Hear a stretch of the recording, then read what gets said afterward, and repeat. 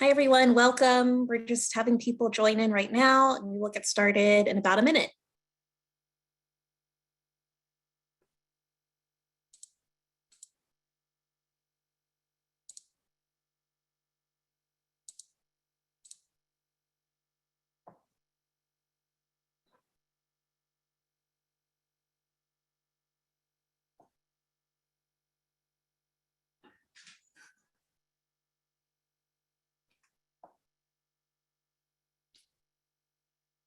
All right, we'll give people a few more seconds to join, and then we will jump right in today. Thank you all so much for being here.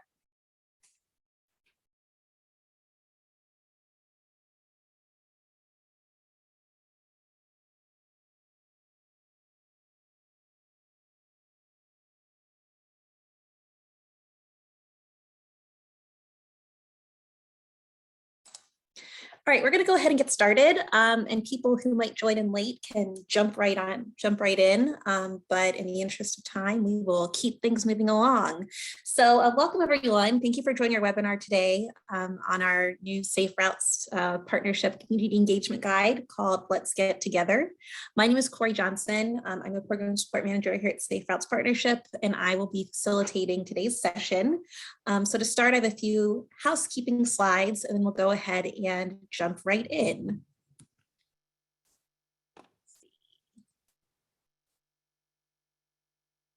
All right, so for those of you who might be joining us for the first time or learning a bit about Safe Routes Partnership, we are a national organization whose mission is to advance safe walking and rolling to and from schools and everyday life, improving the health and well-being of people of all ages, races, income levels, and abilities, and building healthy, thriving communities for everyone. And for those of you who are already familiar with Safe Routes Partnership, thank you so much for joining us again.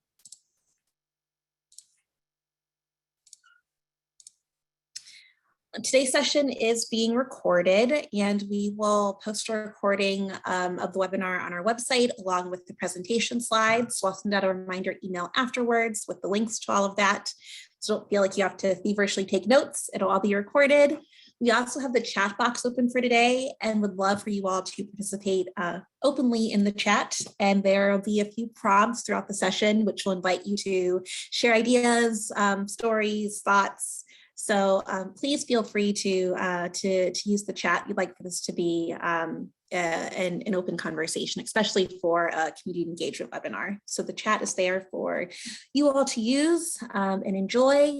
You're also welcome to put questions you might have in the chat box as well.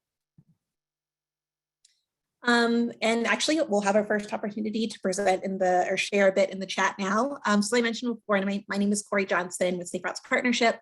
I am joining you today from a 70-degree day in Washington, D.C., which is kind of wild for February, but that's what we have today. And my colleague, Michelle Lieberman, who is our Consulting and Program Support Director, is on supporting tech and monitoring the chat today. Michelle is joining us from Orange County, California. And we would love to hear, just see who's in our session today. So you can take a moment and just introduce yourself in the chat box, your name, your connection to Safe Routes to School, and then something that is bringing you joy these days. I'd love to hear a bit about any joy that you have in your life.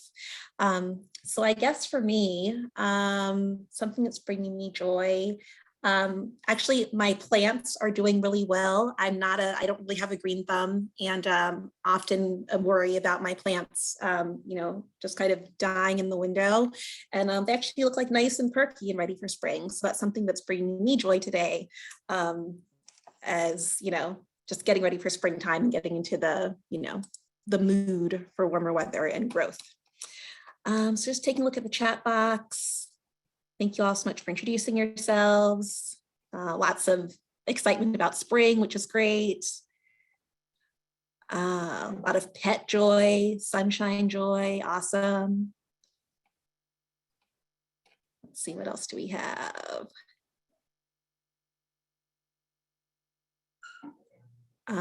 Birds, bees, lots of natural joy, which is great. Awesome. So please continue to share in the chat. Like I mentioned before, Michelle will be in the chat as well, just kind of checking in on folks. Yeah, and thanks for sharing your joyful moments with us. It's always nice to kind of stop for a minute and yeah, celebrate some positive things that are happening in our lives and in the world. So thank you very much. Somebody also said that they're a newlywed. Congratulations, Kimberly. I just scrolled by and saw that. All right, so we are going to keep things moving. So our agenda for today, we're kind of in our introductions right now. So please feel free to continue introducing yourselves in the chat box. And then we're going to dive right into talking about our community engagement guide, why we wrote the guide, digging into the community engagement framework a bit, and then we'll have some time for Q&A at the end. And also if there are questions during the session, feel free to include those as well in the chat box.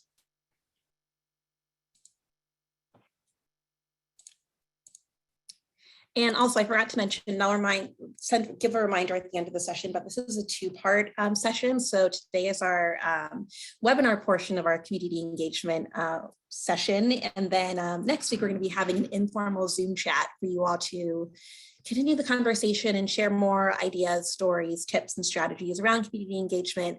So hopefully this will set you all up for some productive and fruitful conversations if you join us during next week's session. And I'll remind you of that again at the end of today. So why are we here today? Today we're here to talk about our new Safe Routes Partnership Community Engagement Toolkit called Let's Get Together, a guide for engaging communities and creating change. And this was a toolkit that was designed as a spin-off of another guide that we put together for Colorado Safe Routes to School about community engagement. And we enjoyed putting that guide together so much, so we wanted to create a more general guide to share with our whole Safe Routes to School community. So the guide basically outlines a community engagement framework, highlights different best practices around community engagement. We include guiding questions, some national case studies from different organizations and groups from across the country who are doing great community engagement work. We also include some specific Safe Routes to School engagement tips, along with different tools, worksheets, and additional resources, and then really emphasizing equitable community engagement as well. So hopefully those of you who got a chance to review the guide know a little bit about this, and those of you who might be exploring this for the first time, this will be a nice introduction to some of the ideas and strategies that are presented in the guide, which is what we'll be reviewing today. So I wanted to start off just by talking a bit about why we chose to focus on engagement over some of the other E's for this toolkit specifically. So Safe Routes to School, I think many of you know the 6 E's of Safe Routes to School, one of them being engagement, which is a really big part of the work that we all do. And, engagement initiatives, they really should begin by listening to students, families, teachers, and school leaders, and working with existing communities to really help, build intentional engagement opportunities into your Safe Routes to School program structure. And even if you're not working on Safe Routes to School, this same concept can be applied whether you're working on, a Safe Routes to School program or a public health program or a planning program or something totally different. The idea is that the community really drives the process. And, we also know that, Safe Routes to School engagement especially has taken a big hit during COVID. We know that there's been reduced physical activity, increased stress across the board from, students, parents, caregivers, everyone has been dealing with a really stressful time. There's a lot of limited school capacity to even make Safe Routes to School a priority. So schools that may have been really engaged, before COVID, that engagement might have fallen off just because there's so many other competing priorities. A lot of you who might be Safe Routes to School coordinators, your capacity might be limited. We know that there are people who got pulled into, COVID outreach, instead of, working on Safe Routes to School programs over the past few years. And also just Safe Routes to School being less of a priority, which we've heard from a lot of you all, if you've given us feedback about, how hard it's been to connect with school administrators, connect with communities. A lot of communities, especially ones that have been disproportionately impacted by COVID. communities of color, lower income communities. There have been a lot of other priorities that have, kind of risen to the top, whether that's securing food or housing or healthcare. So engagement is something that is probably more important than ever now. And we know that community engagement is a big part of building community and helping to rebuild some of that social connectedness that might have been broken, especially over the past few years dealing with the pandemic. Community engagement uplifts underrepresented voices. If done well, it can help prioritize communities' needs. It can help kind of, increase your program participation. It also helps hold us accountable for the work that we say that we're going to do, build some accountability measures. It also provides a roadmap for building a more just and equitable society. Again, if community engagement is done well and is really coming from what community members want and what they need, then that can be a way to help solve some of the challenges we see certain communities facing. And it also brings the opportunity to explore new ideas and evolve programs to fit today's needs. So like I was saying before, Safe Routes to School has kind of changed, especially in these past few years. And engagement can be a way to kind of reimagine and evolve Safe Routes to School to be something that, that is relevant to what people need and want right now. Community engagement is also about relationship building and creating opportunities to connect with each other. That's a big part of the work that I think that a lot of us do. Safe Routes to School is a great community-based program. And, the way that we really, kind of like move forward and hopefully start to, untangle some of the difficult things we've been dealing with is really by working together, getting to know each other, talking to each other, and working in partnership and in solidarity. So when we're thinking about, who we should be engaging, I mean, I say everybody. My short list is here: students, parents, caregivers, schools, school districts, local organizations, government agency staff, your bike ped advocates, crossing guards, bus drivers, neighbors, community members, everyone, especially in a program like Safe Routes to School that has the opportunity to be a community-based program. And you'll probably hear me say this a few times today, but I always like to reiterate this because it's so important. But when I was putting this guide together, the main thing I kept coming back to was that we have to be able to talk with one another, to get to know each other, to build those connections and those relationships, especially with people who might not look, think, or act like us. So you'll hear me talk about, this relationship building piece and being able to connect with each other a lot during this session, and it's all over the guide as well. That's a big part of the work that we do in creating change and moving things forward. So to dive a bit into our community engagement framework, which is outlined in the toolkit, we put together a few different action steps that you can take as you move forward in your community engagement process. And during today's session, we're going to go through each one and talk about what that looks like, and also what that can look like in a Safe Routes to School, setting. So the first part of the process is reflecting on your role as a community partner. So really kind of like turning inward a bit and thinking about who you are and what you bring to the engagement space. That's followed by doing some community research, so knowing who you're working with and where you're working. That's followed by building partnerships with other organizations, with community members, with other government agencies, so you can really have that team that you can work with and rely on. And then we have planning. And so once you kind of go through the first few steps of the process and gather that information and have your partnerships in place, you can start to actually plan some really thoughtful and culturally responsive community engagement experiences. You can then turn into implementation for your community engagement events and experiences. So whether that's Walk to School Day or a bike rodeo or a health fair, all that information can help inform your program implementation. And then lastly, we'll talk a bit about sustaining your community engagement. So making sure that whatever you're doing isn't just a one-off program or event, but it's something that can really become a part of the fabric of a community. So that is the basic community engagement framework that we're going to be talking about today. And we're going to jump right in and start talking about the first one, which is reflecting on your role as a community partner. And so, again, in the chat box, if you could please share something that might excite you about community engagement, or something that might make you feel a bit easy or unsure about community engagement. And you can either respond to one of those questions or both. It's totally up to you. I know that for me, something that's exciting about community engagement is that I love storytelling and hearing people share their stories. That's just something that I've always enjoyed and find a really rewarding part of this work.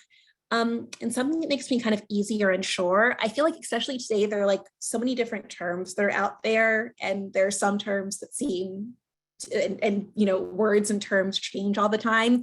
So I'm always unsure about like which term to use in certain settings and trying not to, offend people. So that's something that, can kind of make me a bit unsure or nervous sometimes doing this work, just making sure that I'm like using the right words and not, causing anybody, harm unintentionally through the words that I'm using. Just taking a look at the chat. Great. People like making connections, watching growth. Great. Nice to be able to give the community what they want or need. Awesome. Great. All right. So like I said, please feel free to keep sharing in the chat. We're going to keep things moving along, and thank you to those of you who have shared so far. So reflection is a really important part of my practice. I actually got really big into reflection when I was a teacher. I would always include it in like my lesson plans, and it's just kind of like spilled over into other work that I've done. So reflection is important because it really grounds your work and can give you purpose. It helps you identify your strengths and weaknesses as a community partner. It also can help you acknowledge your power and your privilege in relation to the community that you're engaging. And can really help you kind of build that trust with the community. This is also a really important part of your work if you're not from the community that you're working with, or if you're a white person working in a predominantly community of color. Just being able to understand how power dynamics, privilege dynamics, and even the historical context in which you're working can impact the community that you're working with and your role in that space. And I think that, reflection can look like so many different things. It doesn't necessarily have to be, you sitting quietly, in the middle of a forest, reflecting on the universe. It can be a conversation with yourself. It can be journaling, taking a walk, even having a conversation with other people, colleagues, community partners. And it's really about, being open and honest, and also being a bit uncomfortable at times about your role in the work that you do. So in the guide, we have some sample reflection questions that can kind of get you started thinking about the work that you do and how the work that you do might impact the communities that you're working with. These are a few sample questions. Again, there are also more that are linked in the guide, but questions that ask you, things like, how did you know about this community? How did you learn about the place where you're working? What positions of power and privilege do you hold in relation to the community where you're working? And considering things like, race, ethnicity, language, gender, disability, income, citizenship status, all of those things can play into some of the dynamics you start to create in your community engagement role. Even thinking about, what does community engagement look like in the past, and what does it look like currently? We know that there are a lot of communities, especially communities of color or low income communities, might have had some, negative community engagement experiences that have led to frustration or mistrust. So being able to think about how your work fits into that larger context is really important. So after doing some reflection, we suggest putting together some community engagement commitments that can either be done, again, individually or as a group. And community engagement commitments are basically a set of standards or norms that will kind of guide what your community engagement will look like moving forward. They also can help hold you accountable. And inviting community members to be a part of that commitment making process can be a great way to start to build some of those bridges and be responsive to what the community needs. So a community engagement commitment can be something as simple as, I'm committing to listening more than I speak. to, committing to challenging some of your own assumptions about a certain community, or committing to learning more about the history of the community where you're working. So again, in the guide, we have a whole exercise that's linked that leads you through the reflection process and the community engagement commitment making process. But we wanted to, just highlight that and share that it's something that's, an important part of the work that we all do, both in order to hold ourselves accountable and also to start to, build those bridges and build that trust with community members.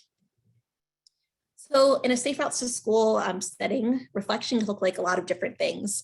First off, it doesn't have to just be done at the start of the school year. You can reflect at any point that you want to, maybe after an event, or you can even be after a great day or a hard day at work. You can do this anytime. I'd also consider reflecting with other Safe Routes to School practitioners or community partners, other people who kind of, do the same work and can understand, both the hard parts and the joyful parts. You can also make reflection fun. Maybe you go on a walk, or you're on a bike ride, or you're, taking photos, putting a photo gallery together of a cool event, or you're just meeting with a community partner in a coffee shop. It doesn't have to be, something that, is, super serious in a meeting room. It can be taking a walk and chatting with somebody. And the most important part really is making the time for reflection. So even if it's, 5-10 minutes, that's better than nothing. Take 5 minutes at the start of your day or end of your day and just think about something that happened that day, or one of the reflection questions that I just mentioned. 5 minutes is better than nothing. So building in time for that is really, really important. I'm just going to stop and take a look in the chat, see if there are any questions. And Michelle, if you see any other questions, feel free to chat me as well. All right, so we're going to keep things going. And again, thank you so much for your participation in the chat box. So once we've done a reflection, we move on to community research, which is another really big part of the work that we're doing. And community research is really just getting to know where you're working and who you're working with. So our next chat opportunity is to think about a community that you're working with or you want to work with, and what are you interested in learning about that community? I know that for me, one thing that I like to do when I work in a new community is hop on public transit. I like to know how people are, getting around, what makes it easy to get around, what makes it hard to get around.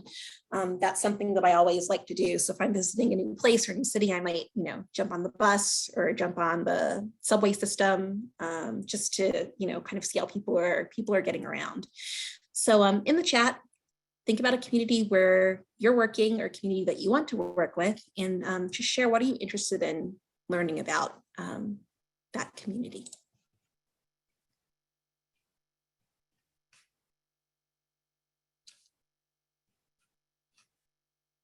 And I'll give you all a second to get some ideas. How to increase bike walk culture, great one. True hurdles that exist from the community's perspective, definitely. Why people are so hesitant to get out of their cars. Yes, that's a great one. And that's one where we might have some idea about why people might prefer to drive, and our idea could be totally different from, somebody's real reason for, not hopping out of their car. So good list so far.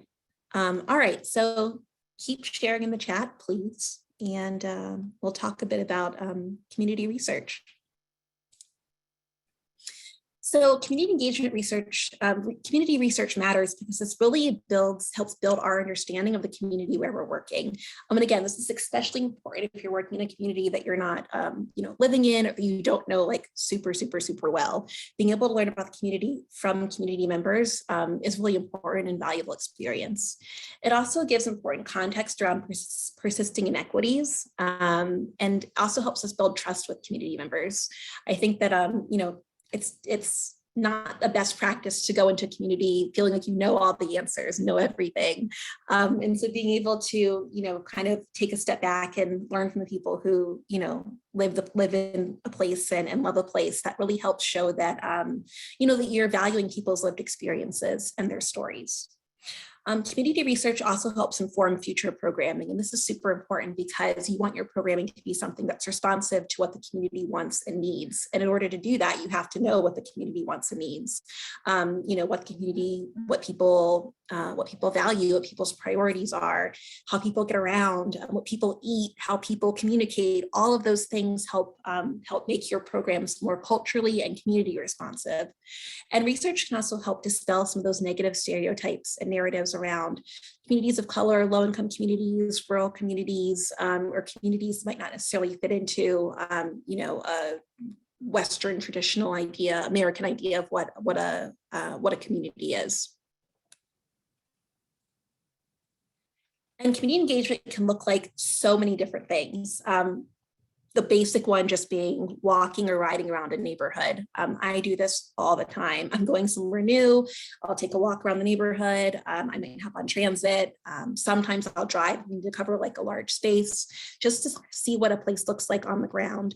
I'll also say that if you're somebody who might work with a lot of different communities, like I work with communities across the country, so I can't possibly be in a gazillion places at once, but even just getting on Google Maps or Google Earth and doing like a Google Street View walk is a great way to at least get started learning about what a place looks like and what's kind of happening there. Doing some historical and archival research, visiting a local library or historical society just to figure out, okay, who's here, who was here before, the people who are here now, how did people get here? All of those things play into community research and help kind of build our understanding of how we got to the place where we are now. Also attend different community events. So, things that might not even be related to your work. Is there a cultural festival happening? Is there a farmer's market? Is there a bike ride that might be going on? Is there something happening at the library? All of those different events can help share something a bit about what the community, likes, values, and just shows a lot about how people live. Having casual conversations with people while you're out and about. I know this can be a hard one for some people, but I think that that's a really important part of being able to engage community members, just striking up a conversation with, is it the librarian or the crossing guard or a school resource officer or a neighbor sitting on their porch. Some of my most fruitful community engagement conversations have been just random people who I've talked to as I've been out and about doing different things. Going on a guided tour, a historical tour or another tour of the community, that can be a really great idea to gain some insight on what a community is like. And then also learning about the different nuances within a community. So we know that not all people are the same, and that even, people who are neighbors might have totally different ideas about things that they want or need. So talking to a wide variety of people and doing a lot of different types of community research can help you have a more comprehensive view of what a community or a neighborhood is like.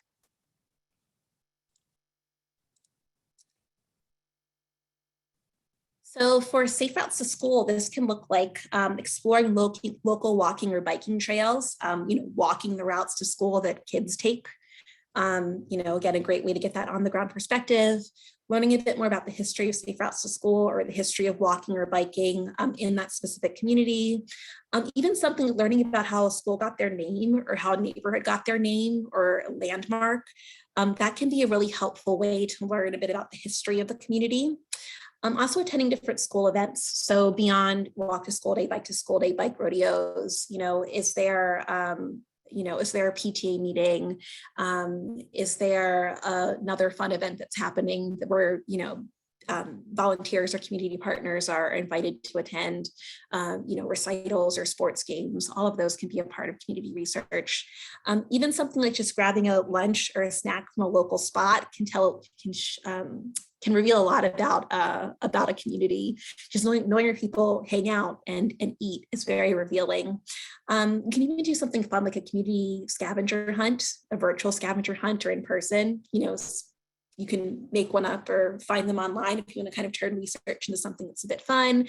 But the idea is really just figuring out ways for you to get that on the ground perspective from community members about what a place actually looks like and feels like for the people who live there. And I see, okay, thought I had a question in the question box. All right, and let me chat Just check the chat a moment. Yeah, somebody put a great point here that says that when you say community, it needs to be the whole community, not just the loudest voices. Yes, absolutely. So a lot of your work in this community research phase is finding out who are the voices who are, being silenced or not being heard. We kind of know the people who are, they're at every community meeting, they're at every event, they're online posting about things. Those are the people we hear from all the time. Doing really thoughtful community engagement research can help you figure out, okay, who are we not hearing from and why aren't we hearing from those people? And that's a big part of why we do this work and why we do this research phase. So if you find that you're hearing from the same people over and over and over again, then you might need to go to a different meeting or go to a different place or connect with different people and really figure out, who are those other people. Somebody else mentioned that intergenerational conversations are really key as well. Yes, some of my best community partners here in DC are people who are decades older than me, but who've lived in the community forever. They know it backwards and forwards. They have so much historical knowledge. They're cultural bearers, and and they've been the ones who've been able to really help move things forward. And they also care really deeply about their community and young people in their community, thinking about safe routes to school, specifically. So yes, thank you so much for bringing that up as well. All right, so we're going to keep moving and talk a bit about partnerships. So partnership is such a huge part of the work that we do, especially because a lot of us, work alone. It's either like a team of one or a small team. So our partners kind of end up becoming, our teammates and our supporters, our collaborators, our saviors sometimes. So partnership is a really big part of creating change and doing this work. So just thinking about some of your community partners, I'd love to hear who you all are working with and if there are any potential partnerships you would like to explore. So, in my work, I worked a lot with, our local state kids coalition. I do a lot of arts-based work. So a lot of local artists are my community partners, different bike organizations here in DC. I've had great partnerships with them, different community groups. So in the chat, please feel free to share some of your community partners do you want to shout out, and if there are any potential partnerships that you're exploring or you might want to explore. And I'm just going to keep us going, but feel free to put those ideas in the chat box. So thinking about partnership and why partnership matters and is so important. Like I mentioned before, partnership really helps to stretch our resources and kind of helps build community and builds capacity and buy-in. Your community partners can also help hold you accountable. So if you say you're going to do something and you're just, holding yourself accountable, having a community partner to help really make sure that you get done what you want to get done can be a big part of building in those accountability measures. Community partners can also help expand your knowledge. So we can't know everything, we can't get to every place, but our community partners might know something that we don't know. So they might have a different area of expertise or extra knowledge that you can then help that can then help inform your programming. So, include community partners in your research as well. And also everybody just needs support. It's hard out there. It's hard out there when we're working alone. It's hard out there doing work, in, generally difficult times. So having those partners to lean on, to celebrate with, to commiserate with, they kind of help us, stay safe and motivated and ready to do the work that we all want to do. Partnerships can look like lots of things. It can be co-leading events, co-marketing or co-branding materials, working on volunteer engagement. Maybe you're a part of a task force together, just having regular check-ins, just like a, text or phone call. Hey, how's it going? Just checking in to see, if you need anything or what you're up to. Those check-ins might seem small, but can actually make a big difference in, keeping up momentum and motivation and enthusiasm. Brainstorming, if you're starting a new program, event or initiative, just having somebody to bounce ideas off of can be great. Even working in coalitions, if you're trying to work on some larger initiatives, you're trying to pass a, plan or a policy, having coalition members can be an important part of that work. And, who are your partners?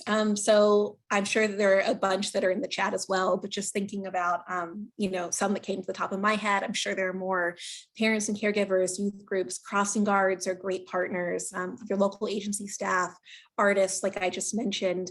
Here in DC, DDOT just started our Department of Transportation, and our DC Humanities is starting a program where artists will be invited to, create like artistic curbs or crosswalks in front of a few schools. That's like a cool art transportation partnership happening here in DC. Your Safe Kids coalitions. I've worked with so many wonderful Safe Kids members who've helped with, different events or, safety campaigns. Those many partners, farm and agricultural groups, environmental organizations. So your partners can really be people, who are, who are from the community, who are, doing this work, and who are also helping to address some sort of community need. Thinking about Safe Routes to School specifically, what can partnership look like? It can be inviting local agency staff to help at events like a walk to school day, bike to school day. I just mentioned, a pop-up crosswalk or safety demonstration with a local artist or bike ped group. Even if you have like media partners who can, cover an event that you're doing, or if you can create public service announcements on local radio or TV. There are a lot of community members, who still, listen to local radio or TV. That's how they get news and information. Can you partner with, local media? Also the neighbors and trusted community leaders. So those people who are in the community who are like in the know. You might think of like, the nosy neighbor who, kind of knows everybody's business, but those are actually people who are super influential and, and hold a lot of, power in the community. So who are those people who can kind of, connect with, and can they be a part of some of the work that you're doing? And then also thinking about just places to distribute Safe Routes to School materials. Can you put things in the library, recreation centers, local businesses, transit centers, places where people are going often, a park, a health clinic, getting to know people who are, in those spots, grocery store, wherever it is that people are going and spending a lot of time. That can be a really fruitful partnership for Safe Routes to School. So kind of expanding your scope outside of the school campus and thinking about where are students and families going that might not necessarily be, on the school campus. I'm going to stop again and check the chat and check the question box. Somebody asked a question, has anybody started groups or coalitions in cities? So if anybody has any ideas for Lucy, feel free to add those into the chat box. Somebody else mentioned social media. Yeah, social media is definitely a great way to connect with people, share ideas, partnering with different bureaus. Yes. Let's see. Anything else from the chat? Yes, somebody mentioned people with including those with disabilities. Yes, many might never drive or walk, but will walk or use a bicycle with special training. Yes, absolutely. Thank you. Who was that? I think it was Tana. All right, so we're going to keep things moving. And again, please feel free to continue sharing ideas in the chat. So by this point, we've reflected, we've done some research, we found some partners. Now it's time to really plan out what our community engagement experiences will look like, and planning them in a way that will be both culturally and community responsive. So again, in the chat box, thinking about some activities that you all are planning the next few months. Is there anything that you're actively planning right now? Are there any new activities that you would like to try? I know that Bike Month is coming up in May, so maybe some of you are starting to think about what Bike to School Day might look like. It's getting warmer outside for those of us who are in winter weather areas. So are you planning any warm weather events for springtime? I'd love to hear a bit about what's in the work for the next few months for you all. Crossing Guard Appreciation Day, great. A bike rodeo in a rural community, nice. Walk audits, yes, that's been a big one over the pandemic especially. Tactical urbanism projects, that's awesome, Nicole. Open streets events, great. A paint by numbers style community event to add interactive art to a popular skate ramp. That sounds awesome. Hannah, you'll have to share some photos of that with us. That sounds super fun. Oh, Women's Ride for Women's History Month. Nice. Earth Day. Great. So you all have so many awesome and exciting things that are coming up. I want to hear about them all and wish you well in your planning and implementation process. So keep the ideas coming in the chat, please. And we'll talk a bit about, what planning looks like and why it's important. So planning is basically like the roadmap to help you stay on track. I can be an over planner sometimes, but I do like having some sort of plan as I'm going into something, just so that I know that I'm, holding myself accountable and doing what it is that I say I'm going to do. It also allows time for troubleshooting. So if you have a plan and you realize like, oh, this isn't necessarily accessible to people, who might be working during the day, I might need to change the time of this so that I might need to change the time of this event, or I might need materials translated into, a certain language that I didn't know I needed before. So that troubleshooting process is really important. Planning also helps you integrate the knowledge that you've gained from your community research. So for example, if you know that community members, maybe people, there are a lot of parents who, work during the day and won't be able to, attend your walk to school day event. Can you do something that involves walking to school after school or on a weekend? That's the way that you can kind of build community research into your plan. Even just knowing like when different cultural holidays are, celebrations are, knowing what languages community speaks, materials and the appropriate languages, all of those things can help inform your plan. It also shows that you value the community. So, instead of coming in and saying, this is how we're going to do it, it's my way or the highway. If you could incorporate community's needs into your plan, then it shows you're actually listening and you actually care about people being able to participate in what it is that you're planning. And also, planning is great, but you don't have to overcomplicate it. You don't need a huge, 10-page plan for an event, but some sort of guide to help lead the process is really important.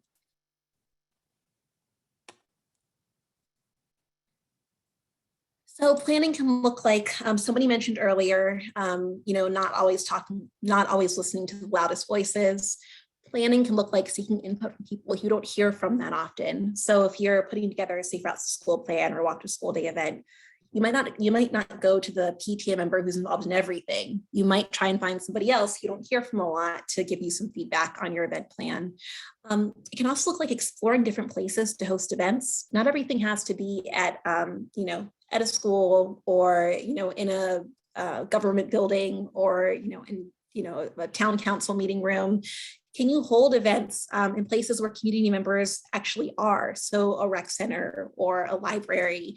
I've held events at local museums, gallery spaces, parks, kind of get creative with space and really think about what's a space that's accessible to, to different people. And obviously now virtually we're using online spaces. So, considering how to use online spaces for some of your events too is really important. You can also consult your community partners to see if your activities are accessible to everybody. So if you have, partners who, work in disability advocacy or partners who might, have an expertise in another, language or with another community, you can consult them and see like, hey, is there something that I might be overlooking? Can you, check and see if this makes sense?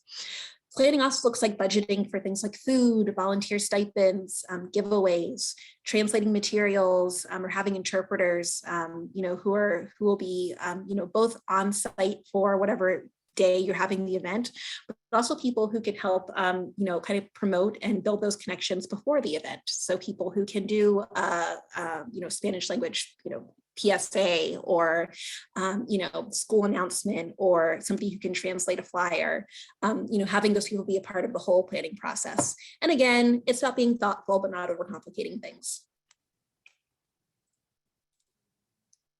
I won't go into this too much here, but in the guide, there is a something called the Spectrum of Public Participation, which was put together by the International Association for Public Participation, and it shares a bit about different ways that you can allow community members and the public to participate in different things that you're planning.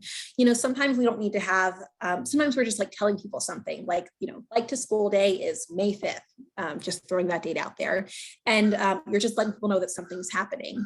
There might be other events where you might want people to participate in a more deep or involved way. It might be you're planning an event or putting together a Safe Routes to School plan, or you are organizing a bike rodeo or some other sort of safety campaign at your school, where you kind of like need and want that deeper community engagement and participation. So this spectrum can kind of help show you different ways that community members can participate in different events and things that you're planning.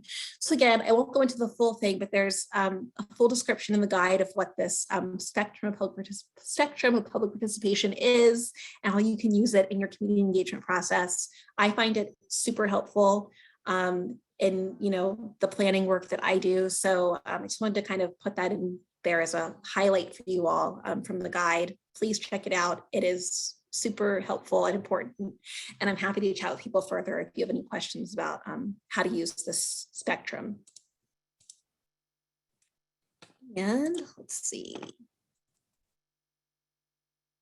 And lastly, planning for Safe Routes to School, oopsies, sorry, can look like, planning on a task force, or, if you have a planning committee, that's great. Like I mentioned before, consulting a local partner or expert to see if your event is accessible.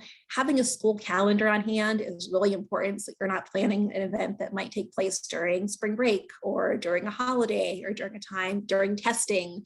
So have that school calendar on hand, and also a community calendar if there is one, so you can know what different holidays are coming up or other community events that might be coming up that you can either be a part of, or that you kind of want to avoid if you don't have conflicting events going on. Also building an appreciation day for volunteers, crossing guards, teachers. Some of you already mentioned that in the chat box. Sharing your plan with others to get feedback. And then also infusing cultural elements into your plans. If you know that there's, a community event that's coming up or a holiday that's coming up, can you put some of those elements into your walk to school day event or your bike rodeo or a lesson they might be teaching that day. And that's just a way to help make sure that your program is both culturally and community responsive. And oops. And I'll do one last check in the chat box. So we'll just keep going. You all can keep chatting. I love just seeing people connecting in the chat box. It makes me very happy. So please feel free to continue doing so.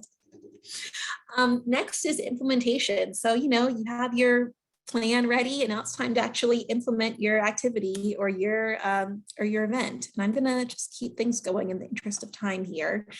But implementation matters because, it's your program in action. This is what builds momentum and excitement. It's what gives you a chance to try out new and creative ideas. It shows that you're actually following through on what you said you were going to do. So, if you said that you're going to, do a pop-up safety demonstration, then do it. If you're going to do a bike rodeo, if that's what you said you were going to do, then do it. And it also creates opportunities for people to, meet new people, make connections. And this can also be a time for, fun and celebration. Walk to school day is fun. Bike to school day is fun. Doing pop-up projects can be fun. So allowing time, building in space for joy and celebration is a really important part of the work we do at Safe Routes to School too. Obviously, there's serious things that we do, but that fun and celebration is just as important. So a lot of you already know what implementation looks like. These are your outreach events, your community meetings, celebrations, your safety campaigns, your educational activities and lessons. So the bike rodeos, bike skills courses. We also know that implementation can be both virtual and in person. We've all had a lot of experience being on Zoom and doing virtual events as well. So this can look like so many different things these days. And and implementing safe routes to school, as I mentioned before, these are all things you all put in the chat, whether it's the bike rodeo, pop-up demonstration, walk audits, your lessons, walking school bus programs, which are becoming, new, or I guess reemerging as a topic of conversation with the bus shortages that are happening. Walking school bus programs can maybe have a moment to shine. So all of these are different ways you can implement your Safe Routes to School program. And again, using some of the things that you learned from your community research to help inform what these things look like. So if you're starting a walking school bus program, how can things that you learned from community members be a part of your walking school bus program? Can community members help put the route together? Can they help, be walking school bus guides or leaders? Can walking school buses have different names for different cohorts of students? All these things can kind of help with your project and program implementation. And I will stop and check the chat one more time. Somebody asked about sharing the chat, recording. Yes, we can share the chat as well. That was a good question.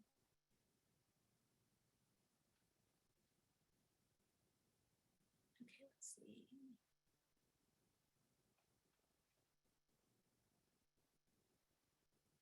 Okay, all right.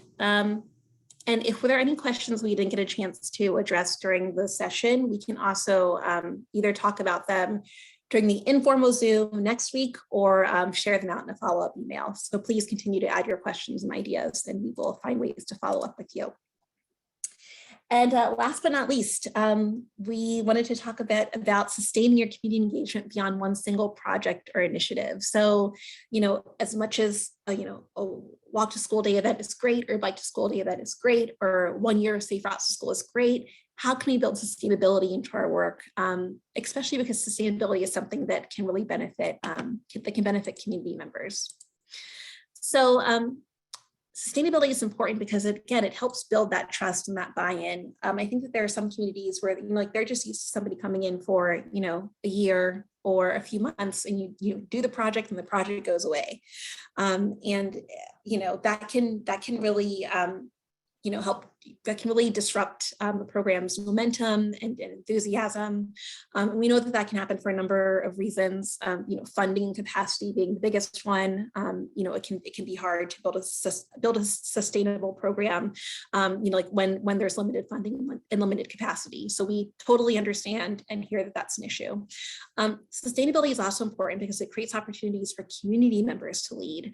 So, maybe a Safe Routes School coordinator might not be there, 5-10 years from now, but could that be something that that community members, in a neighborhood or in a school, if they can take ownership of the program and be the ones who are kind of, guiding the way, and they're the ones who are leading things, that's a part of sustainability as well. It also creates continuity and growth, provides a sense of stability, and also builds culture and community. So knowing that Safe Routes to School is part of the fabric of a community, that's what we do at the school. Just like how we go to math class or science class, we also do Safe Routes to School. So make it something that's that's really invaluable. That's the ultimate goal of sustainability.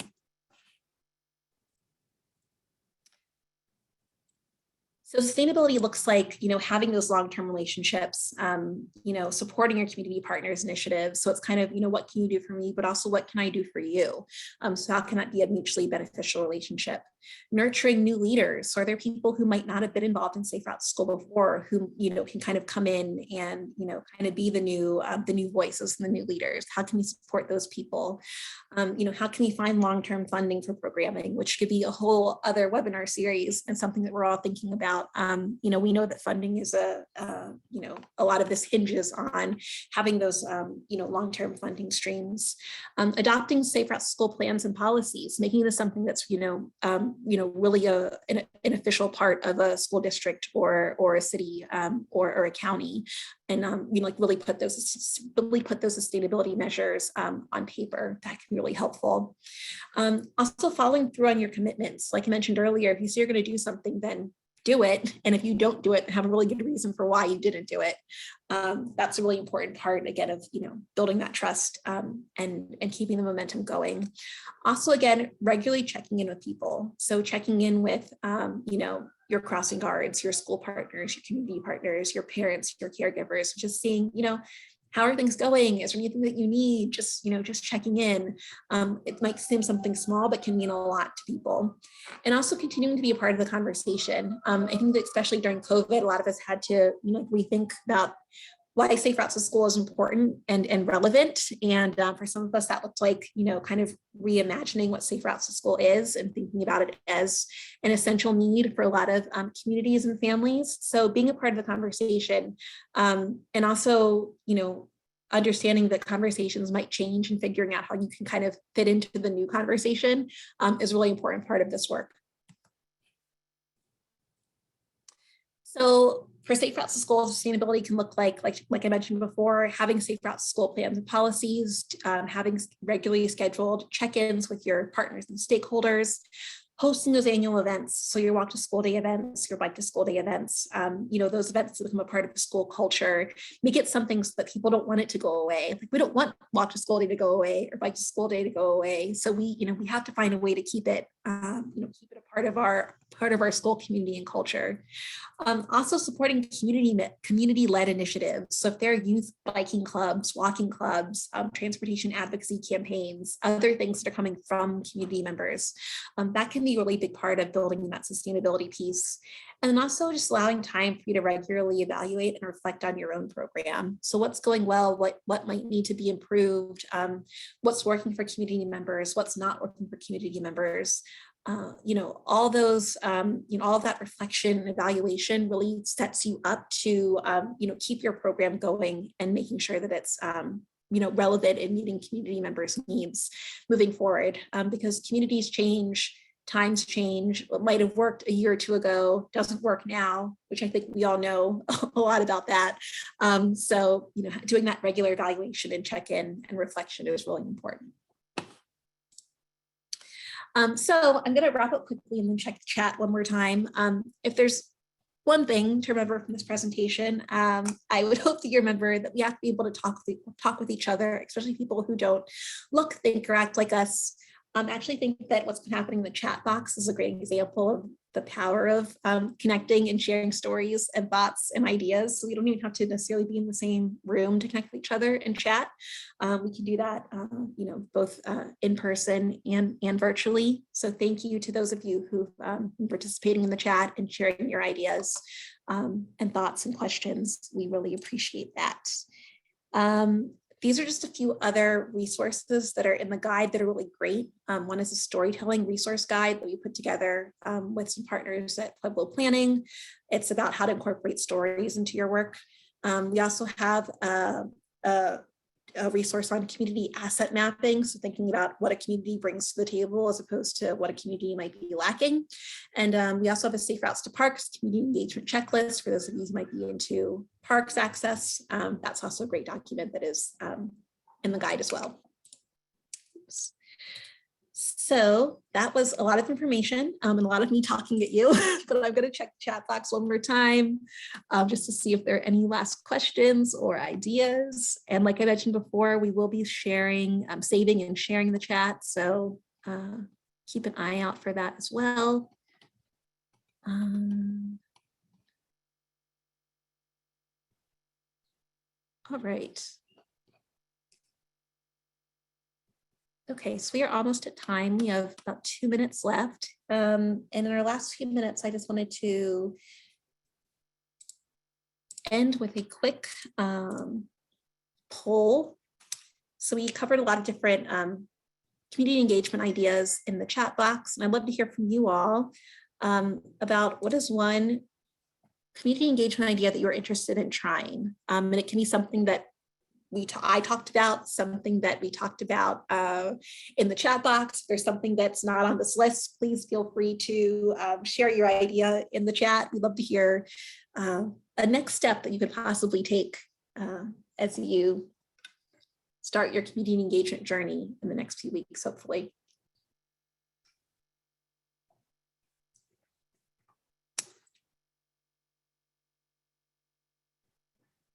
I'll give it 30 more seconds.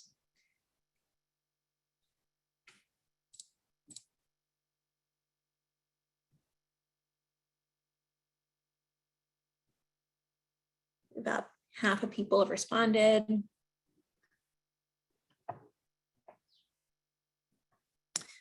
All right, so I'm going to end our poll.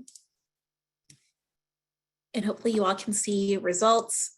So a nice mix, which is great. Seems like there's a little bit of something for everybody, doing some self-reflection, taking a neighborhood walk, doing some community research. Awesome. People are going to hop on transit, which is great. You have some ideas in the chat box too, creating a traffic garden. Awesome. Hosting webinar for school, for teachers. Awesome. Doing some more positive reinforcement and incentive programs. Great. These are great ideas. So thank you all so much for sharing and for being so active in the chat. We really appreciate it. And like I mentioned before, this is just part one of our community engagement conversation. So next week, Wednesday, March 2nd, 3 p.m. Eastern, we'll be having an informal Zoom session to continue this conversation, share ideas, challenges, and resources. There won't be a formal presentation. This will just be a time for you all to chat and follow up with people, different practitioners, maybe people who you met today on our session. We'll also be providing some discussion questions, but again, feel free to have this be time for you all to, chat freely and talk about what you want to talk about as it relates to community engagement. So we hope that you all will be able to join us for that. We'll also send out a registration link. If you haven't gotten the registration link, we'll send that out in a follow-up email. And with that, we will end our session for today. Thank you all so much. I'll be in touch with the meeting recording, the slides, the saved chat, and the registration link for our next session next week. So thank you all so much. Enjoy the rest of your day, and hopefully we will see you next Wednesday. Have a good one, everyone. Thanks.